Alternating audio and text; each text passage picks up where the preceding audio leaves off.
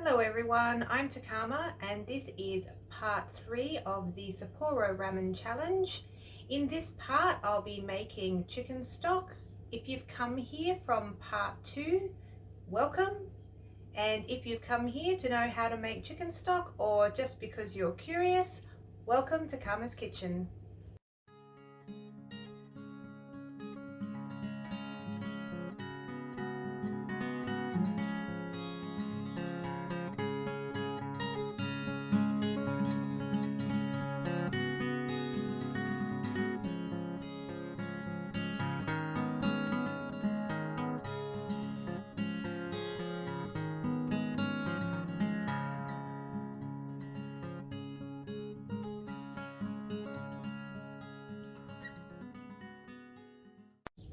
Hi everyone and welcome back to the kitchen. This is part 3 of the Sapporo Ramen Challenge.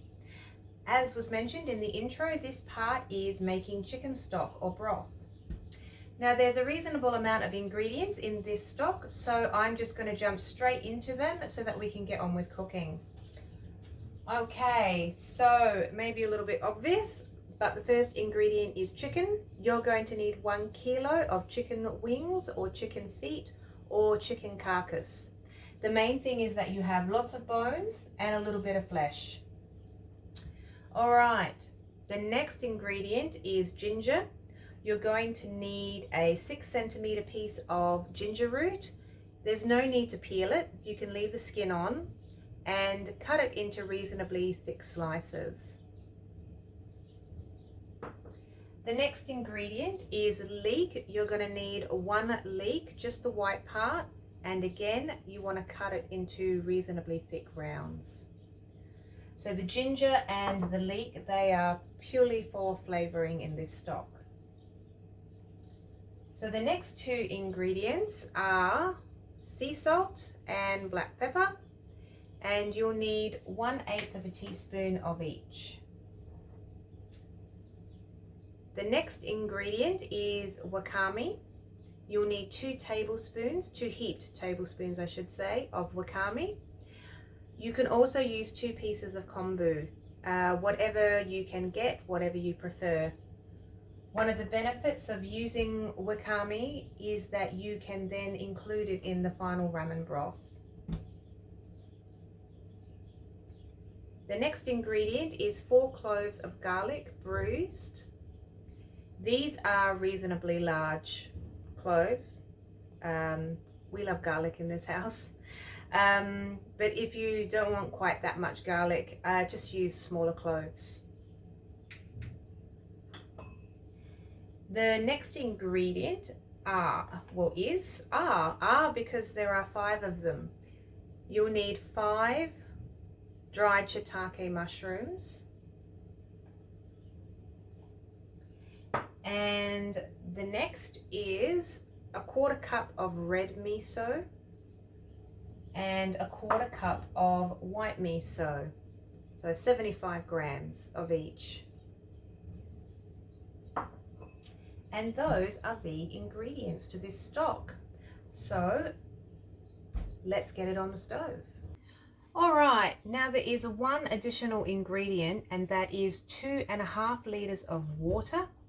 And of course you're going to need a stock pot or a very large pan that can hold 2.5 liters of water. Okay, so in this pot we add all of our ingredients. So the leek and the ginger, the garlic, and the wakame, black pepper, sea salt, the all-important chicken bones,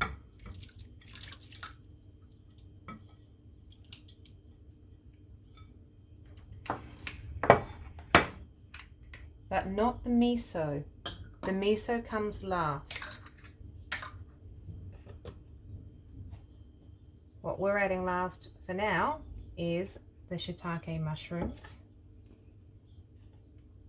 We really love shiitake mushrooms in this house. They are dried. When they're dried, they have a lot more concentrated nutrition. And in this stock, they're going to add a lot of flavor, but we're also then going to use them in the ramen itself. That's how much we love our shiitake mushrooms. So, get all that mixed together. And you want your heat on high heat. And put a lid on. And then you're going to want to bring this to the boil. And when it comes to the boil, you're then going to want to turn it to a simmer. And you're going to leave it at a simmer for an hour and a half. And just keep an eye on it intermittently. If you see any scum has formed on the surface, you'll need to scrape that off. Okay, well, I am going to come back when the stock is ready to strain. See you then.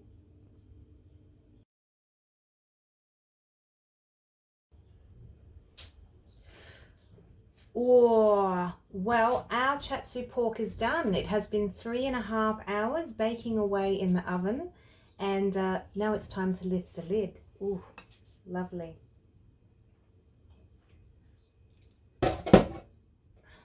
You can see there what it looks like. And the broth that it's been baking in has been purely to flavor the pork. So it has to be disposed of. It's not considered safe to use it for anything else. Okay, so now I'm transferring the pork to some foil. And I'm going to wrap this. And it will stay in the foil until it's time to serve. And when we serve it, then we'll slice the pork up into very thin slices.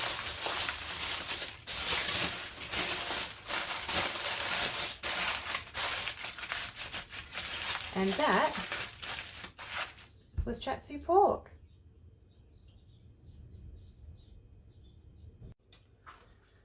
Well, our stock is done. It's been an hour and a half, and I've just taken it off the stove. So yeah, look at that. And I can tell you now, it smells absolutely amazing.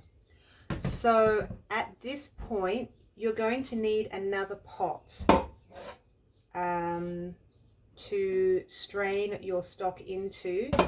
And you're also going to need a fine mesh sieve. I have since acquired a decent sized one since I made nigiri, so we're good to go for this.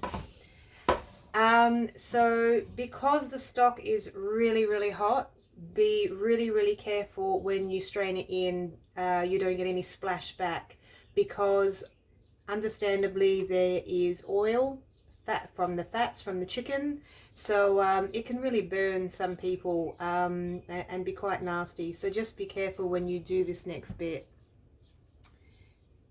So we just go very slowly. And if you're lucky, the majority of it will stay in the pot.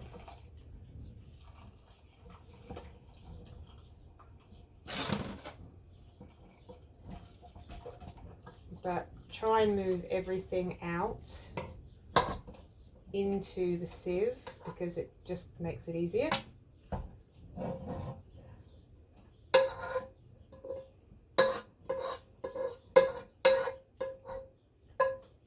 Now, the wakame you can put into your final ramen broth if you want to. And you can also do the shiitake mushrooms. So once you have everything strained, it might take a little bit.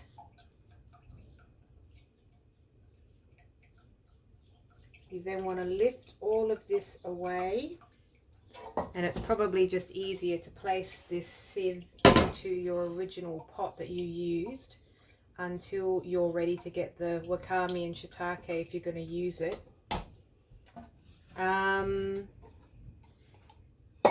you'll need a whisk, and with this broth that's left over, this stock, you want to add your red miso, because this stock now becomes your final ramen broth, and your white miso,